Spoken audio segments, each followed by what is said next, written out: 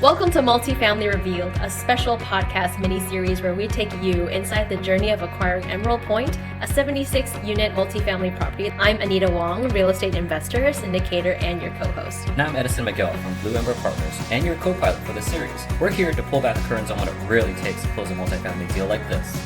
So grab your favorite drink, get comfy, and let's dive in. Hello, friends, and welcome to the SARE Ladies podcast. I am your host, and this season I'm bringing you something really special to share with you all.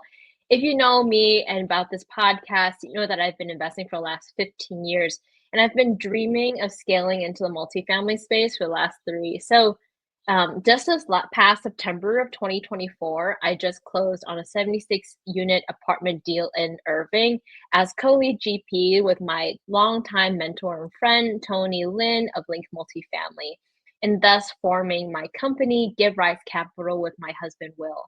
Many of you have come up to me, asked me about the deal, how we did it, and when is the next one. So I thought it might be a good idea to dissect the deal in this mini series where we capture sort of the major milestones of this deal and use it as a case study to understand what it's like to do a multifamily deal in today's climate and what we might anticipate for 2025. In each episode, I'm going to be bringing on special guests who are in reality my partners in getting this deal done. And today we are bringing my partner mentor, Tony Lin, to the conversation. But before we bring him on, I'm going to introduce my new co-host and co-GP on this deal, Edison Miguel from Blue Ember Partners. Say hi, Edison. Hi, and real excited. Yeah, so Edison, my husband told me something a little mortifying the other day, which is that I have been apparently calling you Eddie when you go by Edison, and I think I've been spreading it like fake news fire. I'm going to Don't try to not worry. do this during the podcast. No worries. You're not the first one, but I feel like within at least the SARE group, you definitely are the one spraying it around with other people calling me Eddie now. Okay, got it. Okay, well, let's dive into who you are and tell us a bit about Blue Ember Partners. Yeah, so we are Blue Ember Partners, a group of 3, Joseph Tanke, Daniel Doan, and myself. And we have a strong bond in wanting to really build a strong community to help empower others, whether it's through financial literacy or really wanting to teach others around us to really help them plan for their futures and building a stronger community around us. Awesome. Well, I'm super excited to have you on as a co-host. And so let's talk about the deal, Edison. Let's give a run over about what the deal is. Yeah, so this is a 76-unit property just a few miles from DFW Airport. We partner with Link Multifamily, Give Rise Capital as co-lead GPs alongside Blue Ember Partners and Velvet Multifamily. The final closing price came in at $8.51 million, which breaks down to about $112,000 per door, a solid price for a value add opportunity in this market. This is a Class C deal built in 1965, and we're planning to hold it for 3 to 5 years. What made this deal particularly interesting was the potential and the fact that it already had a strong tenant base. Plus, we had a really highly motivated seller, which gave us some leverage in negotiations. We raised $3.25 million for this deal, secured a Freddie Mac small balance loan with 75% loan to value, and closed the deal in 95 days with a 6.25% interest rate. It definitely was a team effort, and having the right partners and mentors in place made all the difference.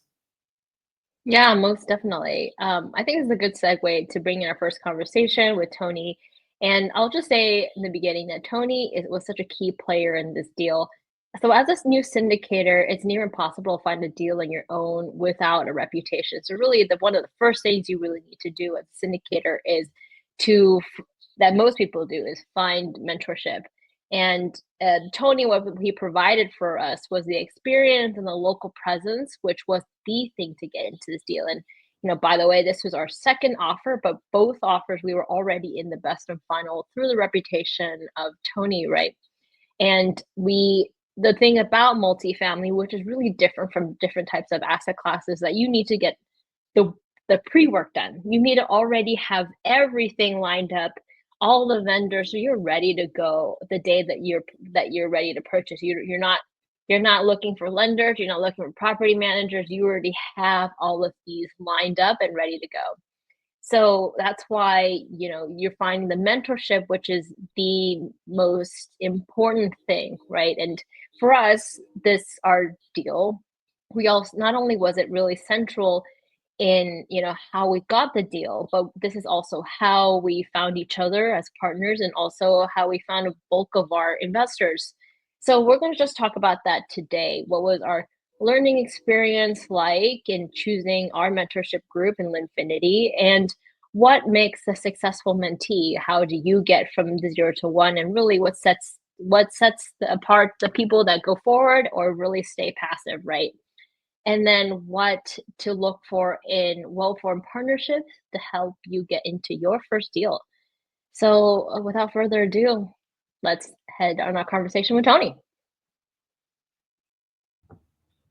Hello, Tony. So excited to have you on our podcast. Great day. Hey, thanks for having me. Now, I know for those that have listened here before, we know that your background in tech in Silicon Valley and how you pivoted from management positions from multi-billion-dollar IPOs to now 113 million AUM in Texas, and invested also in over 4,000 apartments units across Texas, Phoenix, Indiana, Kentucky. What I'd love to hear is your origin story, Tony, about starting Linfinity and what has been your driving force to keep going from cohort to cohort. That's a great question, Edison. So, with my background as a software engineer, it's a full-time job. It's super busy, so I didn't really have time to, invest. So I started off passively investing, and during this time started to also learn from my investments on how they look for deals, how they manage their deals, and what kind of people they surrounded themselves with in order to do these acquisitions. So back in about 2018 or so, I started acquiring my own properties, even though I was still having my W-2 job, right? And during this time, what I tried to do is I tried to get as much exposure as possible by going to meetups in the Bay Area. So I think I went to over 30 meetups and covering all kinds of different asset classes, and kind of want to invest in something that's a little bit more conservative, right? I mean, you can invest in anything like as conservative as notes to people doing marijuana, right? So it covers the whole spectrum, but I want to stay on the conservative side where these assets will continue to do well even when the economy is not so great, right? So I kind of focus on self-storage, on multifamily, and these kind of things. So, but during the journey, I realized that a lot of people are like me, they're starting out and didn't really know how to evaluate deals, right? So I certainly had my share of, the first couple of deals I went in wasn't the best, lost some money on that.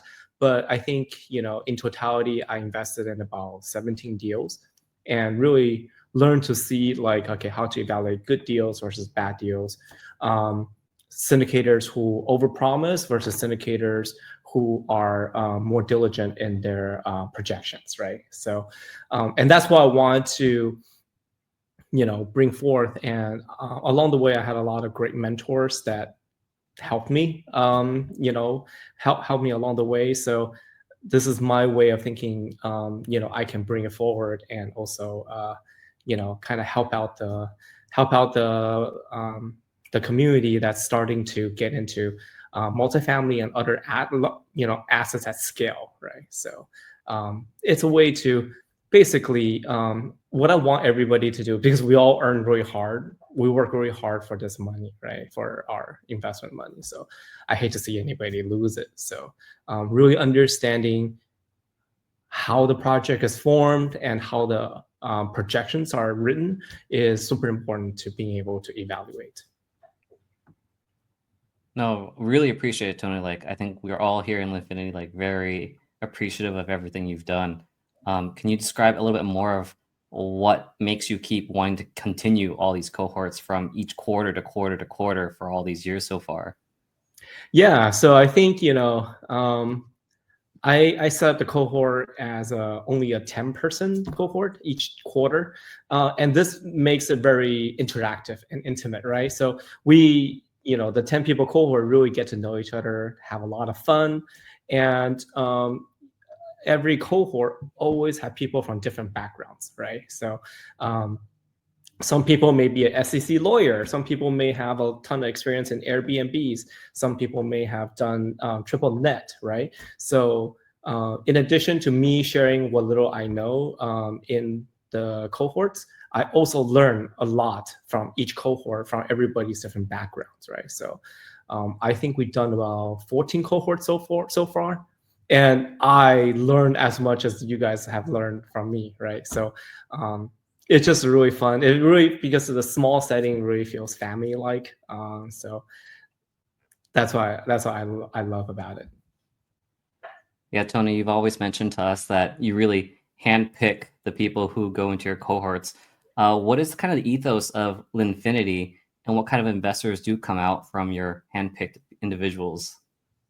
Yeah, I think the main objective is to be conservative. I think that's the main thing that I try to show people, and and also on their way to evaluate deals, right? The main thing about our, the way that we invest is we had to understand that, especially in real estate, it's a long-term investment, right? It's not something that we get rich quick on, because we value our reputation, we value the long-term growth of things. So we don't just hurry up and try to partner up and try to get in the deal very quick without really looking into the details, right? So I think I kind of talk about how I am, if there are certain guru groups that's like the gas pedal that can, get people together really quickly, buy deals, and justify like the $30,000 tuition. I'm like, if they're the gas pedal, I'm like the brake pedal, right? So I want to slow people down so that they can really learn the fundamentals. And then after everybody understand, the business, then we can then go as fast as we want, right? But let's learn the basics first. Yeah. Completely agree. What would you say are some of the biggest challenges that you see from most mentees that graduate out of Linfinity? I think a lot of people that graduate from Linfinity, not all of them want to take on the active role. The active role is actually very involved. I describe it as you have to like pain, right? But it's a good kind of pain. So I think most people, after going through the class, kind of understand their role, whether they want to be more passive or they want to be more active, right? And then for the people who are more active, the hard part is getting that first deal.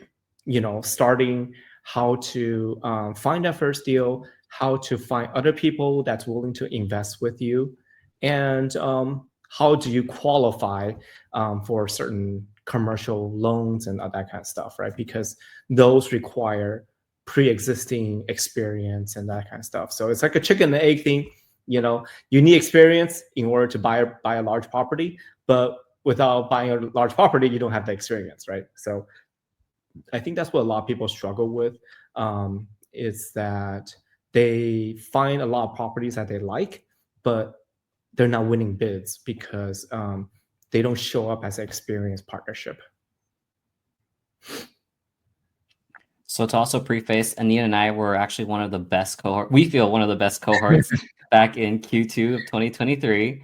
And I distinctly remember where every session it was full of popcorn chicken, milk tea, and literally staying super late at the place that we're studying at. And some of the things that really stuck to me, Tony, were really showing up and kind of, you mentioned like skin in the game and just being really involved and taking those opportunities to fly with you every time you. My first distinct memory was when Tony was saying, let's go to Dallas. And I've never been to Dallas. And I just flew out with him. And that's how I met Jamie and Chang for the first time. And you always talk about, Tony, about really putting yourself out there and just really meeting people and just being open to learn. So what are some of the tips for your past, present, and future cohorts to really make them successful? Yeah.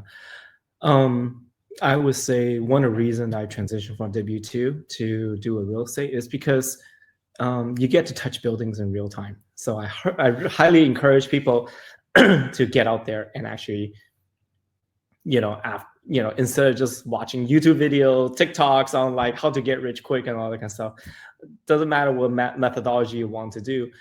It's important to see how it is done in real person, right? So for multifamily and other kind of residential assets, you really want to be able to go out there, tour properties, and learn how to do actual due diligence, right? How do you don't fall in love with a property, you fall in love with the business, right? So when you go there, you want to be able to look at things and go like, okay, this is going to cost this much to repair, but it's going to generate this amount of profit if we renovate or fix this up, right? So by visiting in person, you'll see a lot of things that you normally don't see. Okay, so and after you visit, I would say like 10 to 20 properties, you get an idea, right?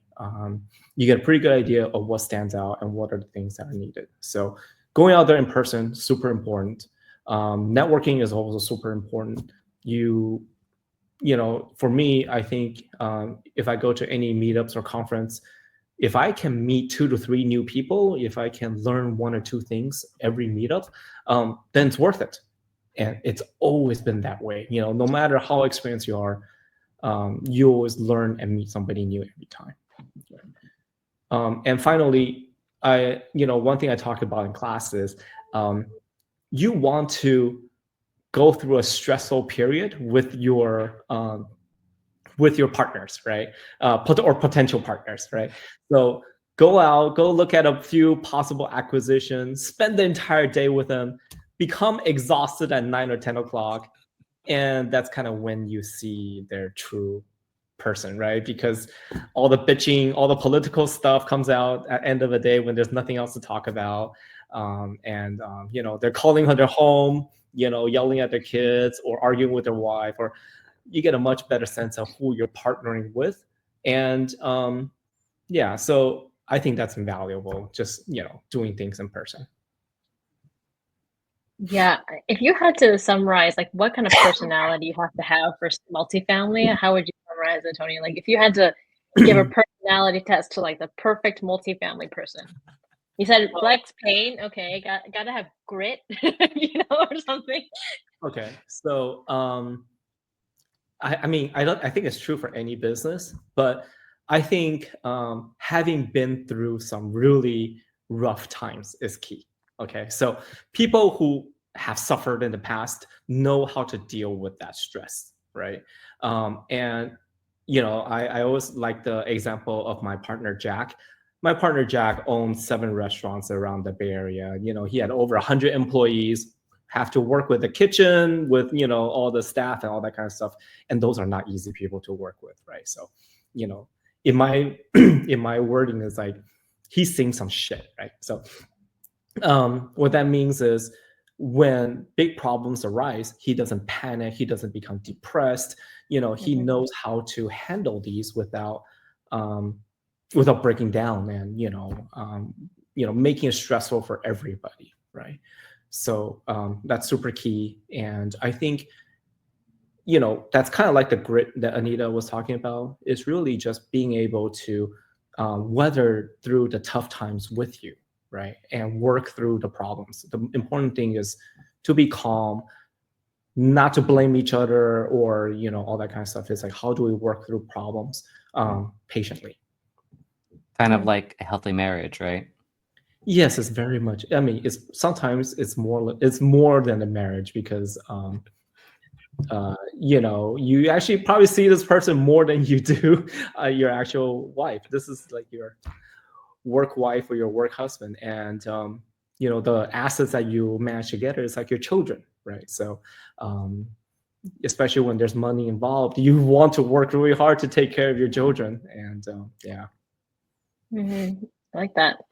So I'm going to shift a little bit to our partnership because Tony and I, as I mentioned earlier, are co-lead GPs on this deal. And so this is where the deal started, between a conversation between us. And when we were choosing our GPs who would be part of the team, to move forward with Emerald Point, we had a lot of tough discussions about, we Yeah. brought together a list, and eventually we landed in a place, kind of not at random, but just it took interview of every single team, and we kind of landed at a place where actually all of the people on our GPs, were from Linfinity.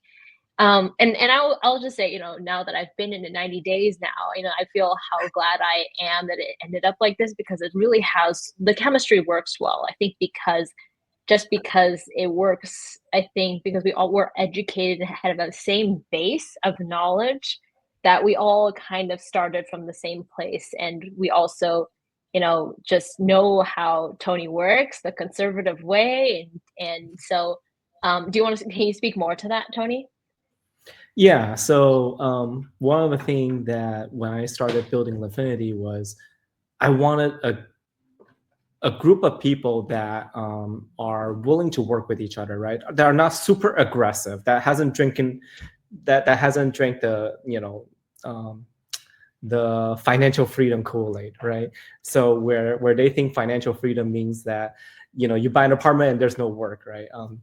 So I want a group of people that are nice. I think and have respect for everybody, right? So I think this is super key. And part of partnership, just like a marriage, is there's give and take, right? You have to. There's always going to be a difference of opinion. Like one guy wants to paint the whole apartment pink, and the other guys wanted baby blue, and one of you need to compromise and come up with a reasonable solution, right? So it takes a special type of person, right, to have a healthy cohort. And so I insist on interviewing everybody that we let in. So I know everybody, and so I think that's how the chemistry works so well, because everybody kind of have their ears open, their mind open, and they're willing to look at things a certain way, instead of just thinking like, okay, I'm gonna go hard, I'm gonna come here, learn whatever, and we're gonna get a bunch of partners and we're gonna buy deals, right? But I think they have their mind open to what is the right way to run the business. And I definitely echo that. I think that I think that everyone that comes from Linfinity actually has a learning heart. I think everyone is there, even if they come from a lot of experience or no experience. It comes from a equal shared humility. I think that there's always something to learn, and I think I really appreciate that about Linfinity. yeah. So obviously not everyone has the benefit of going through Linfinity. Okay, so we're going to talk a little bit about that. So, how do people that people may not be partnering, all from Linfinity, may kind of be a mix of different partnership group, maybe from lifestyles, maybe from Bread Sunrock, or maybe not even at all. So how do you think we find good partners, and what should good partners have in common to make sure that we can make it through a life cycle of a property? Yeah, so I think the main thing when you're looking for partners is also what is their goal, right? And what is it that are they in a learning mode or are they in a money making mode? So I think the good thing about Linfinity cohorts is, like you said, they're humble, and usually on their first deal or two, they're mainly in the learning mode. Okay, they're not going out there and saying, "Okay, I want," the question they're asking is not like, "How much profit can I make off of my first deal?" Okay, the question they're making is like, "Okay, I want this to be a good deal that is going to be successful, so I can build up my reputation, so I can do more deals in the future." And I think that's you can usually tell that by just talking with somebody. Are they more interested in how much fees they can earn as a sponsor, or are they talking about like, how do we manage this asset better? Where can we buy things cheaper? How can we address some of the concerns that tenants may have, right? So that's why I would say towards the end of the Linfinity cohorts, we talk a lot about property management, about tenant management, that kind of things, which is super important because acquisition is just the beginning part of it. You got to run that for 5 years, man. So that's where the major work comes in. So yeah, a different focus. Yeah, Yeah. I think most mentorship groups really just focus you on the acquisition process, and it's really hard to find someone like Tony that will actually guide you through the operations part, which is the every single day for the next 5 years, right? And I'll even circle back to, I think, to your point about like learner's mode, and then I think that I remember, I feel like that was kind of it was kind of scary. I'll admit, to be kind of in a learner's mode and not be like at a totally profit driven space when we were raising, because I feel like people were like, "Are you sure? It doesn't seem like the best deal." But also trying to convince them that it's a long-term relationship, even with our investors, the people that are investing money with us, right? Be like, it's like, this may not be the best deal available for you, but you come with me, then we go on the journey together. And I feel like that's just an overarching theme of multifamily in general. Like, in order to play ball, even in Dallas, it's like a seed planted that you grow with another person to eventually get a better deal and a better deal and a better deal, right? Yeah, absolutely. And that's how people really get to know you. And in my opinion, especially the first few deals for a new GP, they absolutely pour their heart into it, right? Because this is their baby. They're starting out. They don't want to mess this up for their future. So they probably work harder than anybody to make sure these deals go well. Yeah. I think I remember Perry Zhang was saying that that's actually sometimes better, because they put a lot more, new investors or new GPs are putting a lot more care and attention into your deals than the ones that have been around for a really long time, especially the ones with lots and lots of deals and lots of volume, right? Yeah. So yeah. So circling back to the partnerships, what qualities do you look for when you're looking for partners? And you've done a lot of deals, 4,000 apartments, with other people, sometimes your own, obviously with different mixes of partners. So what do you look for? Yeah. So first of all, I started off as a limited partner, and I probably looked at over 2,000 to 3,000 deals so far, right? So what I look for in a sponsorship group is, do they know what they're doing, right?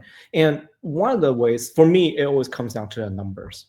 Okay, so I look at their projections. By looking at the projections, I get to know the people, because the sponsors and the GPs, they can talk however they want. Some of them are really good people at sales, right? In fact, some of them were prior VP of sales in their previous life. Okay, now don't get distracted by that, because ask to see the numbers, right? The numbers really tell the story, and just not just a sales pitch. So a good deal will sell itself. Just by looking at the numbers, looking at how they acquired it, was the deal under distress, was the deal are the debt coming due, or is it undermanaged, right? It should be obvious, and then that deal will work on its own. Okay, and then you're really evaluating the sponsorship group for their ability to execute on the plan. Are they going to stay on it? Is this too much for them? Do they have experience to run something like this, right? So business plan and numbers come first, and then you evaluate the team that's going to execute, right? So when you evaluate the team, you want to evaluate, because you don't want a team full of operators either, right? You need people who are able to do different things. So within the sponsorship group, you may have 1 to 2 people that's really good at daily operations. You need somebody who may be good at marketing, okay? And then you may also need somebody who's good at basically investor relations, right? So you don't want everybody to be doing the same thing. You want people to have different skill sets that complement each other. Another reason why you don't want everybody to be operators, because then you have too many cooks in the kitchen. They have too many different opinions. Let's say you have a group of four. You have 4 groups of GPs that all come together for this one deal, and everybody wants to be the head honcho. Then the whole thing falls apart, right? Because they cannot agree on anything. Okay, so a well-formed partnership has people in different positions, and they may take different roles in the future, but they always complement each other, even if they rotate through the roles.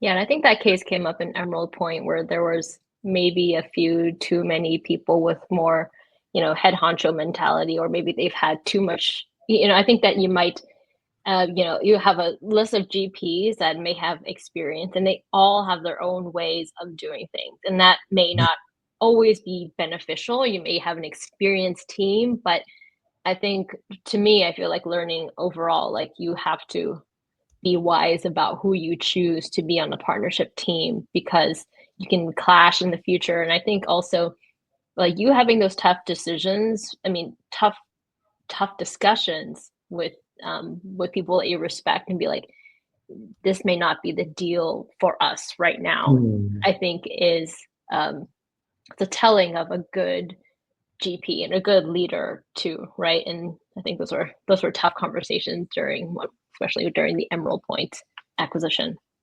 Yeah, even for prior to the Emerald Point acquisition, we looked at quite a few deals together, right?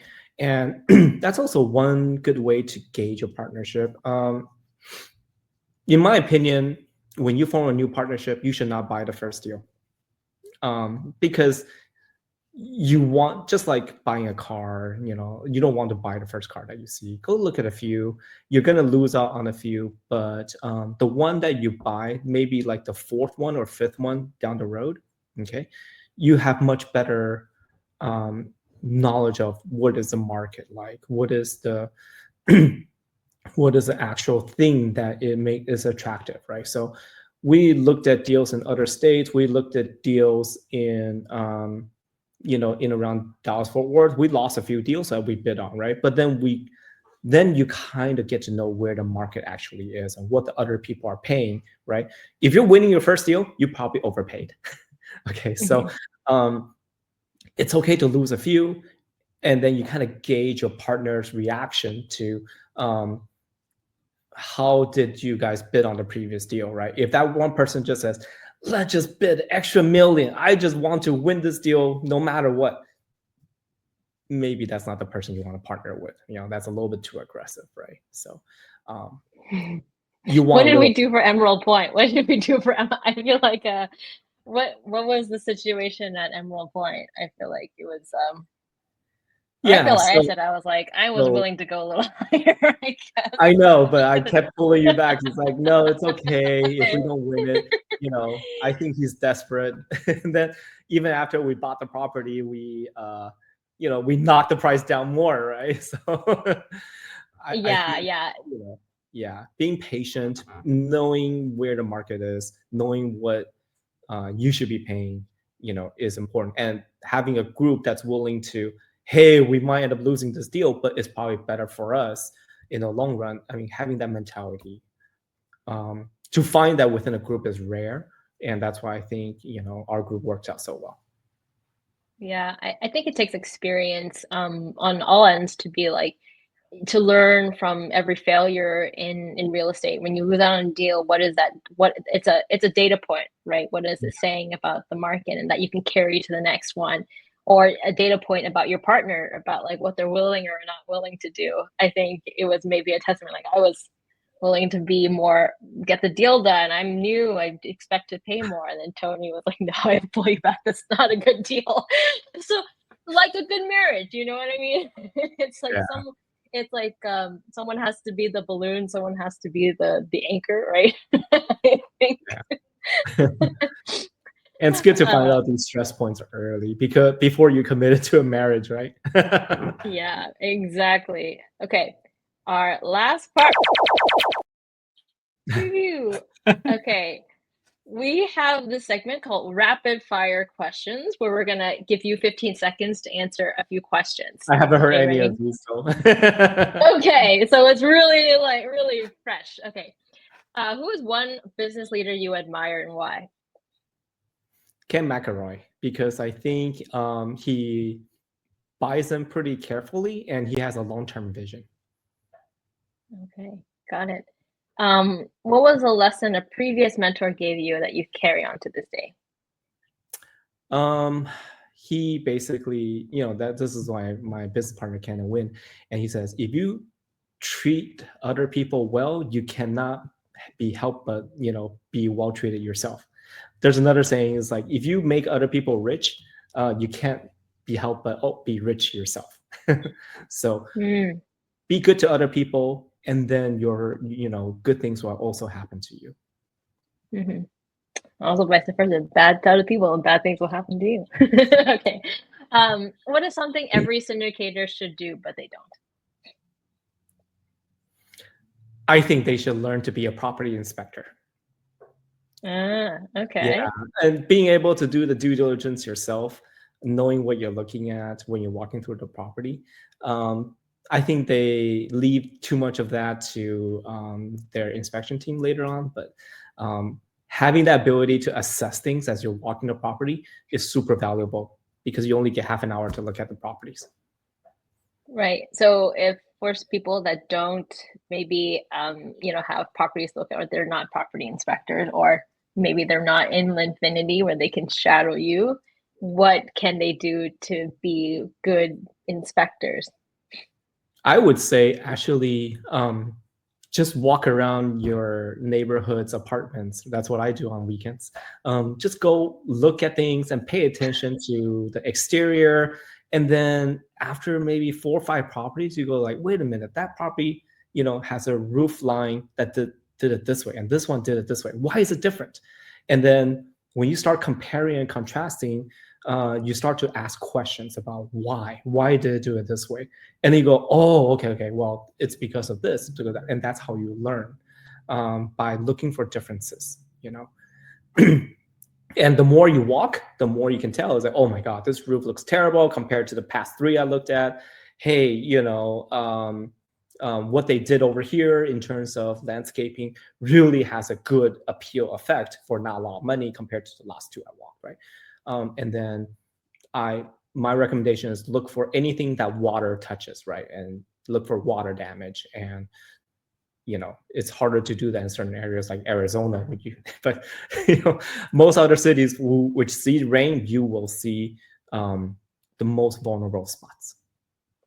I feel like I learn a new one from you every single week, because the last one I learned was that if there's a pool of water, touch it and see if it's warm, because then it's the water heater. It's a hot water issue. I was like, that's so brilliant. Hot water corrodes faster. That's great.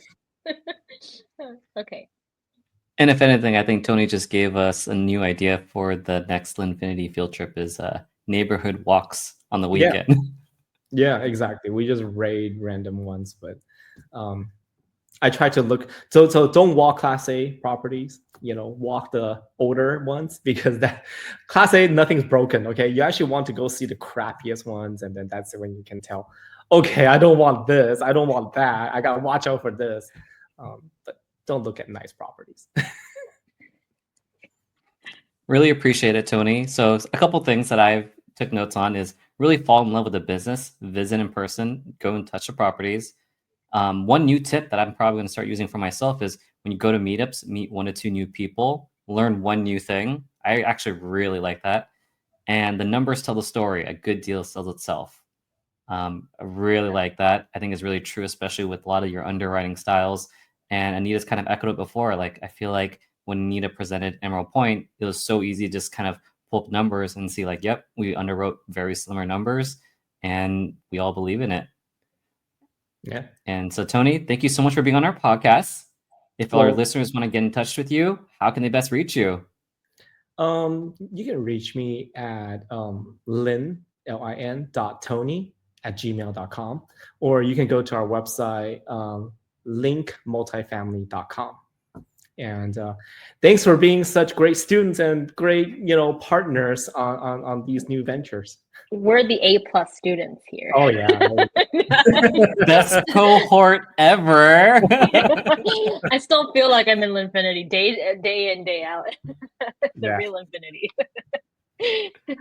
Awesome. All right. Thank you so much, Tony. We will see you soon, obviously. Okay. Take care. Okay. Bye. Thank you. Bye.